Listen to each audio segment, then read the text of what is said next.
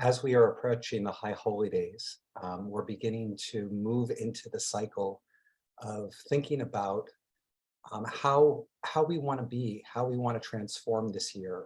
What do we want to be different in how we live our life, how we're engaged with our lives? And there's a wonderful piece of Torah in this week's parsha. This week's parsha, it's part of the book of Deuteronomy.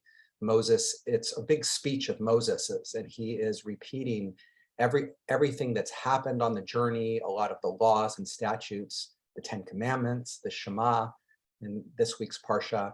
And he says, and you should listen to all of the commands and the laws and everything that God has told you.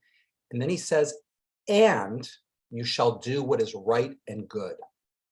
Now, the commentators look and say, well, what is this? And you shall do what's right and good if that's in addition to the commandment to follow the mitzvot and the Torah. We've got all of these, not only all of these these commandments in the Torah, but then there are these rabbinic ways of applying them to so many different things in our lives.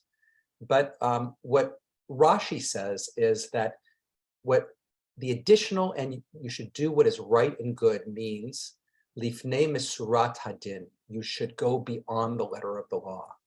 That morality is not only doing what's expected of you, but also what is possible to believe, to bring blessing and to have the greatest possible impact in a situation.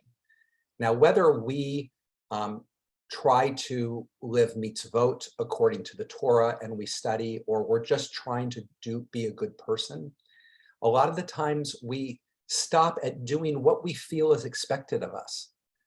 What's expected of us to be a good person, and we fulfill that. And if we feel like we've done that, then we don't necessarily extend ourselves to go the extra mile to accompany a friend to the hospital who has a loved one who is sick, or the extra piece to make some meals and take it to somebody. Now, some of us might feel like that's what's expected, but this to do what is right and good means go that extra mile. Go that extra mile because it's that pushing ourselves that is what allows us to grow, allows us to become more of the person that we want to be.